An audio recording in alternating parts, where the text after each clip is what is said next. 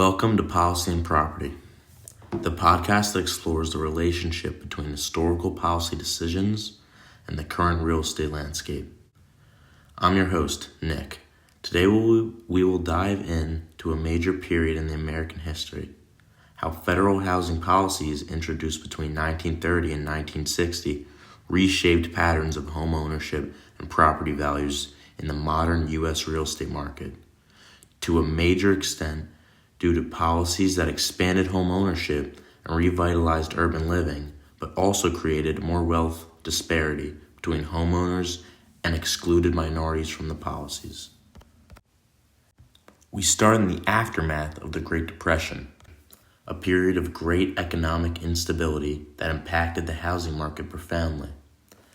In response to widespread foreclosures and a stagnating real estate industry, the U.S. government introduced legislation aimed at rejuvenating the housing market and expanding home ownership. The aim was to make home ownership more accessible to Americans through longer mortgages with lower interest rates. New Deal policies helped to do this through a lot of federal intervention in the housing market. A cornerstone of this federal intervention was the National Housing Act of 1934. This act established the Federal Housing Administration, or FHA, with the primary objective of insuring mortgages. By providing this insurance, the FHA reduced the risk for lenders, making long-term, lower-interest loans more accessible to more people, especially the middle class. Basically, the government became the cool friend that co-signs your loan.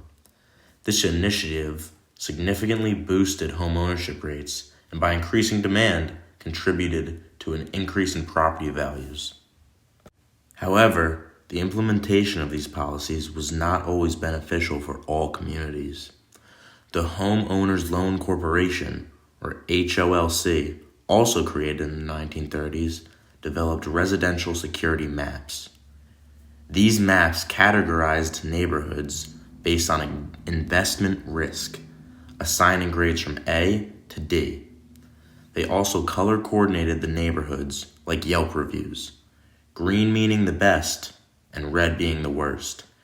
Getting an A grade was like being a made man in The Sopranos. Getting a D was like being whacked. Moving on from the mafia jokes, the redlined areas were communities with significant minority populations and were known as high-risk investments.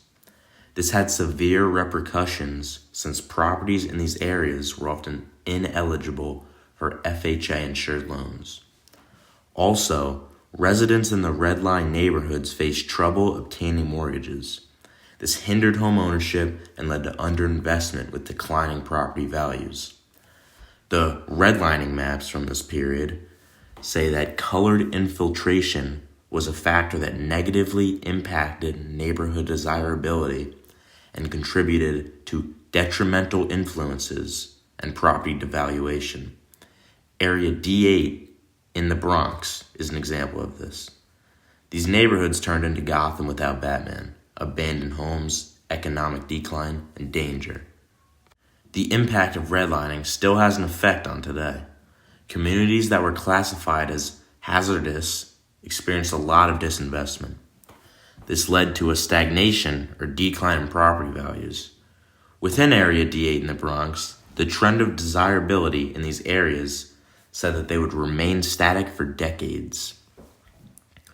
This split the housing market into two sections, one with services and maintenance with loans being given out, and another with heavy disinvestment and uninsurable loans. A study by the National Community Reinvestment Coalition shows that 80 years after the HOLC drew its redlining maps, the neighborhoods that were previously considered hazardous are still high minority populations with the highest rates of vacancy. For example, previously redlined areas have a 10% vacancy rate today, while areas that were not previously graded are usually around 6%. These New Deal policies made housing more accessible as long as your neighborhood wasn't one of the mortgage ghost towns. Now, we will move on to the National Housing Act of 1934. Although this was crucial for expanding homeownership, it reinforced existing racial segregation and economic disparities. Areas that were denied FHA-backed loans often remained underdeveloped. These places often had lower property values and limited financial resources.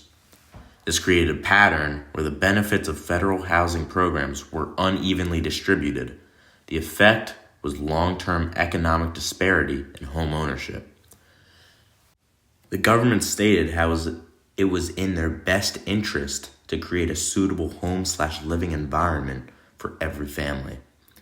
They do this by making loans more affordable and long-term. This increases the accessibility for homebuyers to take out a mortgage on a home or somewhere to live. Overall, the National Housing Act expanded home ownership and made it more accessible. However, it also increased the wealth disparity between homeowners. For our last primary source, we will speak about the Housing Act of 1949. This act was approved by President Truman. Truman stated that this main goal was a decent home and suitable living environment for every American family. This act was beneficial to families because it addressed affordable living shortages and improved conditions, especially in urban areas. The act also authorized construction of hundreds of thousands of public housing units. This helped lower-class families secure better housing options. One of the major problems during this period was urban decay. This act revitalized urban living with new and affordable housing that had an impact for close to a century. Moving on to our secondary sources, the shift from rural to urban living by Leah Platt Bustan highlights how technological advancements and public health improvements contributed to suburban development. However, the challenges of outdated infrastructure in redlined urban areas created long-term consequences. By upgrading the roads and buildings, more people were able to move to urban areas, which caused the population to rise. The newer 30-year mortgages made home ownership more accessible. Also, the GI Bill made it so that after the war, veterans had an easier time moving into homes, which caused increased suburbanization. By developing cities' infrastructure, they were more equipped to handle large populations. This is shown today in New York City, with a population of 8.25 million. It is easily the largest city. Without the infrastructure upgrades done in the mid-1900s, New York and other cities would not be able to handle the massive amount of people living in them, and the subways might still be powered by rats running on hamster wheels. The Origins of Modern Housing Finance by Fishback, Horace, and Cantor describes how the new mortgage structure and financing of homes hugely benefited the modern real estate market. Also, this source demonstrates how the FHA's new method of the long-term mortgage and lower down payments increased housing accessibility, which also stabilized the housing market. Thanks to the FHA, you no longer had to rob a bank to afford a down payment. Long-term loans made it easier for people to pay back the loans they took out, which also made it easier to get a loan if you could afford it. This increased the demand for homes, which raised property values. The FHA's new fixed 30-year mortgage is so impactful, it was the loan that my family took out on our home. The policies made by FDR all of those years ago are still beneficial and the default for modern housing financing. Housing Inequality in 20th Century America by Daniel Cumming shows how although the FHA and HOLC made beneficial changes to the housing market, they excluded Black and immigrant families. By denying them the same loans that had built wealth for white families in the suburbs, the government left minorities in places that were plagued with underinvestment and poor infrastructure. Black families were not offered the same benefits like low interest rates, lower down payments, and longer mortgage payments, oftentimes they were flat out denied loans at all. Today, these neighborhoods that were previously denied loans and had poor infrastructure now suffer from low property values, underfunded schools, and little economic mobility. Overall, we can see that the damages these policies did to some areas and families still continue today in the housing market. The housing crisis brought on by the Great Depression had to be resolved in some way. The government decided that the best way to do this was heavy involvement by creating housing programs and policies. One way they did this was through public housing developments owned by the government that provided affordable rental options for families. However, these policies did not come without struggles. Like we have talked about earlier, the infrastructure was dated and needed significant maintenance. The impact this has had on today's real estate market is concentrated poverty. Similar to what the redlining did, Section 8 housing concentrated poverty, which creates a cycle of low property values and limited economic mobility. In conclusion, federal housing policies introduced between 1930 and 1960 reshaped patterns of home ownership and property values in the modern U.S. real estate market to a major extent due to policies that expanded home ownership and revitalized urban living, but also created more wealth disparity between homeowners and excluded minorities from the policies. Some of the modern day effects have been increased accessibility to own homes, increased property values in the suburbs, low property values in previously redlined areas, and overall greater stability for the housing market. Thank you for tuning into this section of Policy and Property. We will now move on to the interview portion of this podcast. Now that we've talked about all the important housing policies, let's hear from someone who is actually in the business instead of reading 80-year-old loan documents. Our guest is Tom Fischetta, owner of SAG Property Services. The FHA made the 30-year fixed-rate mortgage popular. Can you explain why that specific loan structure was so revolutionary and how it continues to be the default for home ownership today? Yeah, I love this question, and I love the 30-year fixed mortgage. It's the type of mortgage I took out, and it was revolutionary because it addressed the critical flaws of the previous system. And what that did is make home ownership attainable for a far broader segment of the American population. It was really a game changer. So I mentioned this earlier, but before the FHA, the mortgages were shorter terms, so they were 3 to 5 years. They were higher down payments, sometimes 50% or more, and they were sometimes interest only or balloon payments. Even say as an inflation hedge, over a 30-year period, inflation erodes the value of real estate. And in fact, wages will rise over time, so the fixed mortgage payment becomes a smaller percentage of the household income, making it even more affordable in real terms. Yeah, I totally agree. Like we said earlier, the 30-year fixed-rate mortgage totally expanded home ownership through the FHA. The term redlining is now understood as a discriminatory practice. How do you see the historical effects of redlining in property values, neighborhood investment, or lending practices in specific areas today? So how it kind of manifested is lower property values in historically redlined areas. I've seen studies that consistently show that homes in neighborhoods that were graded C or D as opposed to A or B, still have significantly lower property values today.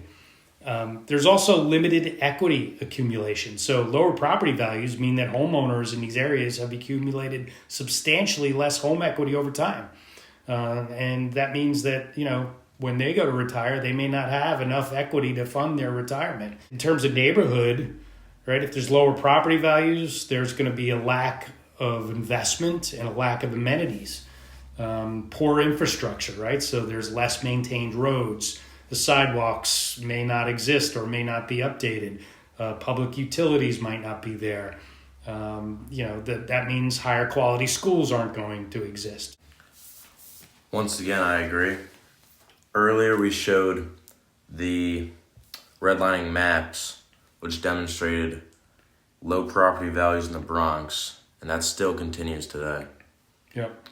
If you could pick one federal housing policy from that era that has had the most positive impact and one that has had the most negative impact on the real estate market, which would they be and why? Sure. I mean, for me, it's an easy one. I'm going to go back to the most positive was that 30-year fixed rate amortized mortgage. It is so critical. It literally created the middle class in this country. It democratized home ownership, made it possible for millions of ordinary Americans, particularly white middle-class families, to afford homes. Now, the negative, I'm going to go back to redlining. Redlining was terrible. It's still showing up today.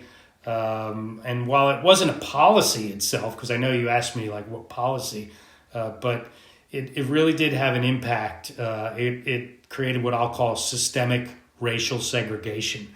It made racial kind of segregation neighborhoods and it became a hazard for banks to lend in those neighborhoods, right? They didn't want to lend, and that prevented Black Americans and other minorities from buying homes in the desirable areas.